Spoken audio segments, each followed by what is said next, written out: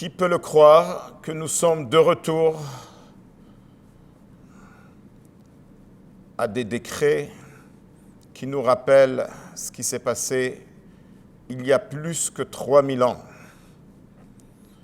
L'histoire de l'Égypte nous rappelle que Paro Melech Mitzrayim y donnait des décrets. Et nous sommes de retour. Encore une fois, des décrets sur l'endroit le plus précieux du peuple juif, la synagogue. La synagogue, c'est un endroit qui nous connecte avec Dieu. C'est là-bas où on peut prier avec Minyan, sortir le Sefer Torah, dire le Kaddish, se connecter profondément avec Dieu. Et la paracha de cette semaine, elle est tellement actuelle pour nous rappeler quand on est déjà dans la 3e année de la Corona. Alors la Torah nous dit qu'il y avait la première Makkah, le fleuve qui se transforme à du sang. Les magiciens, ils ont dit, nous aussi on peut le faire. Les grenouilles qui sortent du Nil, nous aussi on peut le faire. Mais quand c'est arrivé à la 3e, tout d'un coup ils ont avoué, Etzba Elokimi, c'est le doigt de Dieu. C'est que Dieu qui peut créer. Nous, on n'est pas capable. Ça fait 2 ans que Dieu, il essaye de tous les moyens de nous parler, de nous transmettre le message que c'est lui le patron. Et nous, on pense que les vaccins vont nous sauver. Et tout ce qu'on essaye, tout d'un coup, il y a une nouvelle variante qui arrive. Alors, le message est très clair.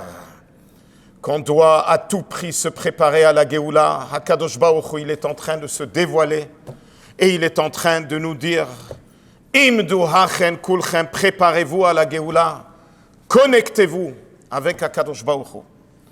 Donc en 1978, qui aurait pu croire que le Rabbi a parlé des paroles très très fortes et très actuelles, que quand il y a, que c'est apporté dans le Tanya, que quand il y a un goy qui se lève, il te dérange, dans ta prière,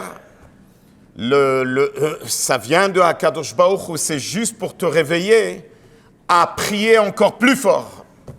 Et de savoir, Rabotai, c'est important qu'on le sache, qu'on était en Égypte 210 ans, mais le moment le plus dur a été seulement quand c'est arrivé les derniers 86 ans.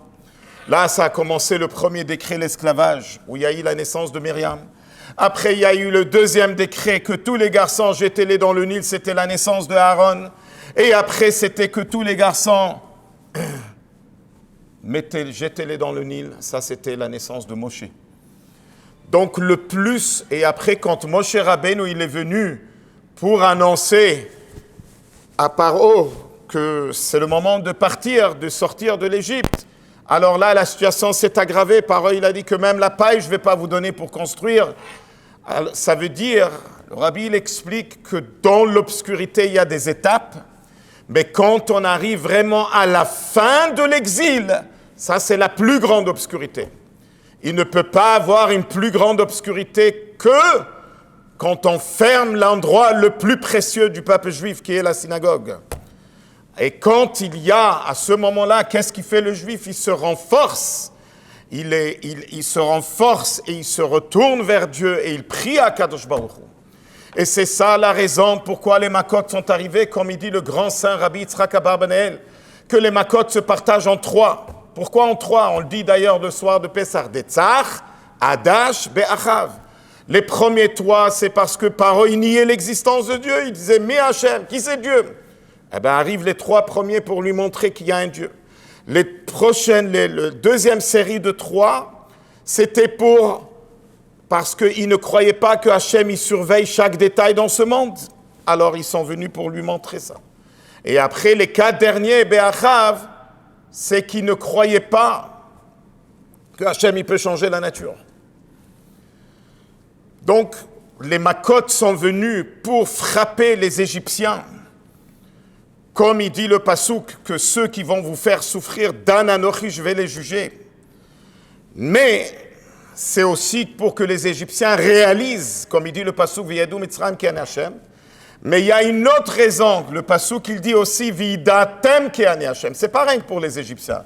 C'est aussi pour nous, le peuple juif, que nous, on réalise qu'il y a Kadosh Baruch Hu dans ce monde. Et c'est pour cela que Dafka, la paracha de cette semaine, Va'era, la traduction du mot Va'era, ça veut dire « je me suis apparu ».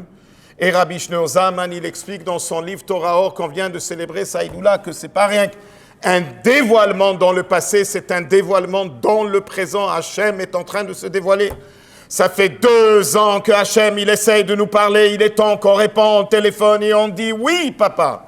On est là et on comprend, on est à la fin du temps et on doit à tout prix se préparer, sortir de cet exil amer. Et Bezrat Hashem, on va voir cette lumière de l'arrivée de Mashiach. Donc on doit crier à Dieu et on doit se connecter encore plus profond. Et ce Shabbat, c'est un Shabbat qui bénit le mois de Shvat. Rabbi Yosef Yitzhak Shner s'en a dévoilé un grand secret, qu'il faut lire tout le Teilim ce Shabbat. Et quand on lit tout le Teilim, il y a la bracha de tout le mois qui se trouve dans ce Teilim. Et ça a amené une bracha pour soi-même et pour nos enfants et pour nos petits-enfants. Qu'on prend sur nous de ne pas perdre une minute ce Shabbat et lire tout le Teilim. Et Bezrat Hashem, on va célébrer, comme en Égypte, quand ils ont traversé un moment dur, après il y a eu la Géoula, nous aussi, avec tous les moments durs qu'on traverse, on va, Bezrat Hashem, mériter la Géoula, Amitit Vashlema, avec Mashiach Tzidkeinu. We want Mashiach now. Shabbat Shalom.